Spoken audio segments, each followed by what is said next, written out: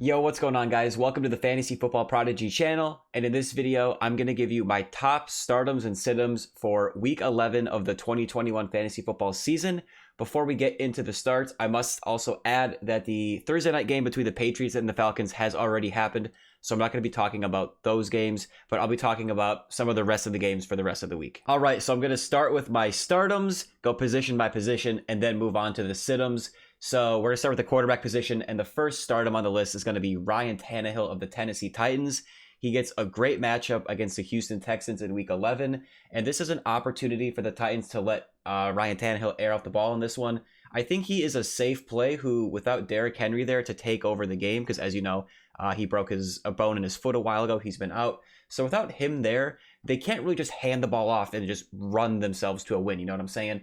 So he is secure in that regard, and he also has the potential to have a big game just because it's such a great matchup. So for me this week, he is a low quarterback one. And just in case you're wondering how good of a matchup this is for Ryan Tannehill against the Texans, I'm using this little Fantasy Pros chart to show points allowed to each position, and the Texans are currently giving up the 4th most points to quarterbacks in fantasy according to this chart. Our second and final quarterback stardom this week is going to be Tua on the Miami Dolphins, and kind of like Ryan Tannehill, Tua has a great matchup against a bad defense while playing on a team that doesn't have the most dominant rushing attack. So the Jets are not a good defense, and kind of like the Titans, without Derrick Henry, I don't think the Miami Dolphins are just going to be able to continuously run the ball against the Jets. And while the Jets on paper don't give up the most points to quarterbacks or anything, they're kind of in the middle of the league. That is because teams have really been running the football against them.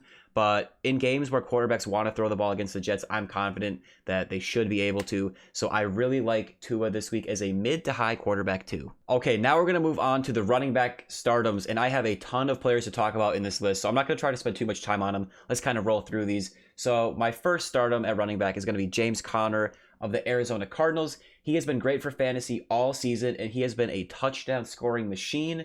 With Chase Edmonds still out, his fellow running back in Arizona, Conner's volume between the 20s and even some of his pass catching volume, it's more secure than it normally is when Chase Edmonds is there. And he does remain an elite goal line threat whether Chase Edmonds is there or not, right? So this is also a great matchup against the Seahawks. You can see this chart right here. The Seahawks are currently giving up the 3rd most points to fantasy running backs, so that is awesome. So for me this week, he is a low running back one. Now we're going to move on to A.J. Dillon, running back of the Green Bay Packers, and he gets a great opportunity this week with running back Aaron Jones out for the Green Bay Packers. He is going to get a huge boost in fantasy value in Week 11 against the Minnesota Vikings. He will be the lead running back in that game. And this is actually a pretty decent matchup against the Vikings. We can look where they rank in terms of points given up. They are allowing the 9th most points to fantasy running backs. So, they are capable of, allowing points to the running back position. So the combination of talent plus volume plus the matchup not being horrible by any means, it equals really good fantasy value, and I think he can put up a nice point total in this one. So for me, he is a low running back one. Next up, we got David Montgomery, running back of the Chicago Bears. I like him as a nice, strong start this week against the Baltimore Ravens. So he had a solid but unspectacular game for fantasy in Week 9 against the Pittsburgh Steelers after returning from injury. But by all accounts, he looked good in the game. He had 9 half-point PPR points, which again, that's solid, but it wasn't like a big blow-up game. And then after that, he did have a bye week. So this is just a reminder that David Montgomery is still an awesome option this week in fantasy against the Baltimore Ravens. You can see where the Ravens rank in terms of points given up. Pretty, middle of the pack. It's not really a great or bad matchup by any means, at least in terms of points given up. It's kind of just a chart I'm going off of. But for me, this week, he's going to see volume. He's a talented running back. So he is a high running back too in Week 11. And next up, another running back stardom is going to be Leonard Fournette of the Tampa Bay Buccaneers. Last week, the game script did not allow Leonard Fournette to see too much work on the ground, but he did still see 9 targets and caught 8 of them. So that was a weird game against the Washington football team. Most logical people, unless you're a Washington football team fan, thought that the Buccaneers would win that game easily. They ended up losing, and they were trailing for pretty much the entire game. And he only saw 11 attempts on the ground, but it was awesome to see that passing game involvement. So that kind of just shows that he is their workhorse running back at this point. And I do expect the Buccaneers to bounce back after that kind of bad performance against the Washington football team. And I do expect Leonard Fournette to get more work on the ground this week against the New York Giants. So he is their workhorse running back. He's been great for fantasy throughout the year. And he gets a great matchup against the Giants, which we can look at their points given up to running backs. They're currently giving up the 5th most points to running backs in all of fantasy. So for me, just given the volume, the elite offense, the matchup, he is a low running back 1 to high running back 2 this week. And yes, we have even more fantasy running backs to talk about. There are quite a few guys that stand out to me this week. Another one is going to be Myles Gaskin of the Miami Dolphins. He has been a little inconsistent this year, but if you don't have any elite options at running back, I think the matchup against the Jets gives Myles Gaskin a really good chance to have a nice game for fantasy, especially if he does see a good number of targets, which he does sometimes do. If you look at his game log, it's not always the most consistent, but in terms of targets, he's usually seeing at least a handful with the potential. One game he had 10, he's seen 6 targets. So it really just depends on what the Dolphins want to do. But this matchup is awesome against the Jets. And like I know I said earlier that I don't think the Dolphins will necessarily just keep pounding the rock because, he doesn't typically see too many carries. I guess he has, a 20 carry game in there. But in this game against the Jets, he doesn't need to see a ton of carries. He should just be efficient with his touches based on the matchup. And like I said, if he does get that passing game involvement, he should be solid for fantasy. And I like him even more in PPR. And by the way, I'm kind of going off of a half PPR scoring. It's kind of what I like to do on this channel, unless I say otherwise. So long story short, he is a low running back 2 play for me this week in a great matchup. Next up, we got Mark Ingram, running back of the New Orleans Saints. I like him as a solid play this week. With Alvin Kamara out for the Saints, Mark Ingram will get his 2nd straight start for the team. While he isn't an elite running back 1 start, he is definitely worth starting this week against the Eagles, depending on the options you have on your team, as he should see plenty of volume. I think he is worth highlighting because he's not someone we have typically looked at as an option this year, mostly because he was on the Houston Texans, one of the worst offenses in the entire NFL. But his transition from that team to the New Orleans Saints, along with the Alvin Kamara injury, make him pretty relevant for fantasy. I made him a stardom last week. He put up 18.8 half PPR points in that start against the Tennessee Titans. So I like him again this week as a mid to low running back too. 1, 2, 3, 4, 5, 6. This is our 7th stardom running back. That's got to be a record for any position across any stardom sit-em video this year. I would bet money on that. But he's going to be our last running back that we're going to talk about in the stardom column, and that's going to be Jeff Wilson Jr. of the San Francisco 49ers. And you might not even know who this guy is if you're kind of new to fantasy. He's played 1 game this year. Last week he had 10 for 28 on the ground. And you might be thinking, why do you like this guy? Well, I'm about to tell you. So Elijah Mitchell, the 49ers kind of lead back. He's been their starting running back lately. As of this recording, he is doubtful. So it looks like Jeff Wilson will start for the 49ers. Now, if Elijah Mitchell does end up playing, Jeff Wilson will go down in the rankings. But I'm just saying, as of this recording, I'm assuming that Jeff Wilson is going to be the starter for the 49ers. They do play the Jacksonville Jaguars, who have actually been pretty tough against fantasy running backs lately. But the opportunity that he's going to have on a good running offense in the 49ers does still make him a really solid play this week. And I particularly like Jeff Wilson because he's a player that you have likely either stashed on your bench, on your IR spot for a while, or were able to just get off the waiver wire recently. So he makes for a great injury or bye week replacement. So for me this week, he is a low running back too. All right, we're finally done with the running backs. Now we're going to move on to wide receiver, and I only have 2 guys that really stand out to me. And the first one is going to be Jaylen Waddle, wide receiver of the Miami Dolphins. He is a nice, safe volume play based on his target volume and the matchup against the New York Jets. You can see how many points are given up to wide receivers. They currently rank, 9th, tied with the Browns. So again, they're just a bad defense. So he's a nice, safe play, just like I said, because he gets tons of target volume. You can see his targets over the course of the season, very secure. And even though he hasn't had any huge plays, with his longest reception of the year being only 36 yards, so that's kind of unfortunate to see. So even though he hasn't had any big plays this year, he does have a ton of speed, and he comes with a little bit of upside baked into the security of starting him if he can finally break a big one against this terrible Jets defense. So for me, he's a safe mid-wide receiver 2 play, but if he can break a big play finally, he's got tons of upside. My second and final stardom wide receiver is someone who is he's kind of had a weird season. He started slow, then he got hot, but he's been a little kind of off his game lately. So I am going to bring him up in this video. So A.J. Brown of the Tennessee Titans to me is a smash play in Week 11 against the Houston Texans. So he hasn't made too much noise over the last 2 weeks, but you have to understand why. In those 2 games, he went against shutdown cornerbacks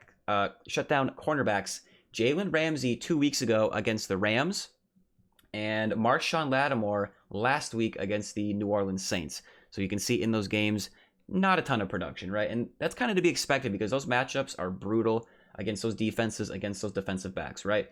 This week, though, he does get the Houston Texans, who have no defensive backs of that caliber. And I do expect Ryan Tannehill to find A.J. Brown for some big plays in this game. If I'm you, if you're me, if I'm you, how would you say that? If I'm you, if I'm you, I would move past these last couple of down games and play him with confidence as a mid wide receiver 1 with as much upside as any wide receiver in the entire league. And I've only got 1 tight end stardom this week. I'm not going to talk about, Travis Kelce. He's a smash play each and every week. I'm going to try to give you guys a little more under the radar people, maybe someone who hasn't been performing well lately. And no one fits that last description of not performing well lately better than Mike Gesicki, tight end of the Miami Dolphins. Last week, he goosed against the Baltimore Ravens. And I'm telling you, ignore the goose. He had 7 targets in that game, and he just wasn't able to reel any of them in. I watched that game. He was close to catching some of them. It just didn't work out. It was just a total fluke. If you get 7 targets and you catch 0 of them, especially when you're as talented as Mike Gesicki, that's nothing but a fluke. Okay, so I would not overreact. This week, he does get the New York Jets, who are a great defense to target in fantasy every single week, as you can probably tell based on the number of Miami Dolphins that I have on this list. So for me, he is still a mid tight end 1 play this week. All right, we're finally done with the stardoms. Now we're going to move on to the situms. I only have a few guys to talk about that really stand out this week, and we're going to start with the quarterbacks. I got 2 of them to talk about. The first one is going to be Carson Wentz, quarterback of the Indianapolis Colts. He has been a solid streamer at times this season, but I would look for better options in this brutal matchup against the Buffalo Bills. If you want to look at this chart to see where they rank in terms of points given up to quarterbacks, they are giving up the fewest in the NFL. So just because he's not an elite option, he's more of a streaming guy, horrible matchup. I only like him as a low quarterback 2 type of play. Our second and final quarterback situm is going to be Taylor Heinicke of the Washington football team. He has had some decent games this year, I must admit, but I do not expect very big things this week against a strong Carolina Panthers defense. This is where they rank in terms of fantasy points given up to quarterbacks. They have been really solid as a defensive unit all season.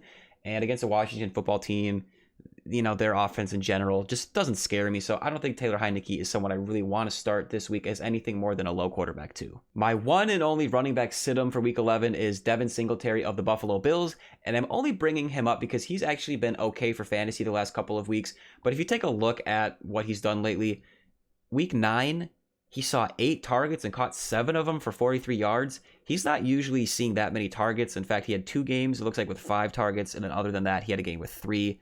And then other than that, it's been 1 or 2 targets all season. And then week 10 against the Jets, well, it was the Jets. So everyone does okay against the Jets, even though he only saw 7 carries and 1 target. That's all you need against the Jets. But he has been okay for fantasy lately, just pretty much based on those matchups and because of that kind of outlier passing game involvement in week 9. But this week in week 11, he gets the Indianapolis Colts, who, if we take a look at this little handy-dandy chart, we'll go to running backs. They're giving up the 3rd fewest points to running backs on the season, and they're a solid defense. So I do not like him as anything more than a mid running back 3 at best, with not a ton of upside given his lack of volume and goal line opportunities, because Zach Moss typically gets the goal line work, or Josh Allen, their quarterback, runs in some touchdowns, and just in general, the Bills are typically a pass-heavy team. So yeah, I'm trying to avoid him this week if possible. And my final situm player is going to be T.Y. Hilton, wide receiver of the Indianapolis Colts. Kind of like how I don't like Carson Wentz this week, I am going to recommend you avoid T.Y. Hilton. It's just a brutal matchup. Michael Pittman has taken over as their wide receiver 1, if you're not aware. T.Y. Hilton does have some name value, so this is just kind of a reminder that he's not someone that I would be interested in playing most weeks, and especially in a brutal matchup against the Buffalo Bills. And just in general, he has not been very productive for fantasy for quite some time, outside of an occasional game here and there against the Houston Texans for some reason.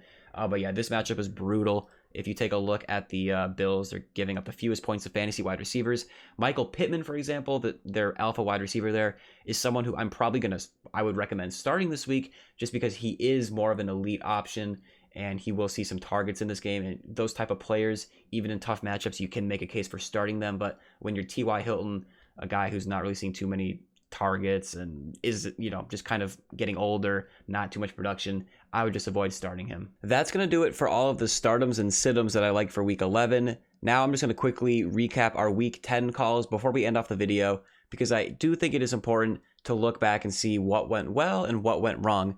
So last week I liked Carson Wentz and Aaron Rodgers. Carson Wentz did not do very well. Quarterback 24, 7.1 fantasy points.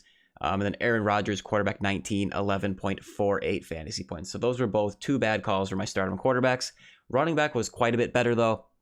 I like James Conner as a low running back 1. He finished as the running back 16 on the week with 13.9 half-point PPR fantasy points, so that was a good call. And I'm going to do this in half-point PPR. Like I said earlier, that's what I like to go off of. I also said I liked Melvin Gordon as a mid-running back 2.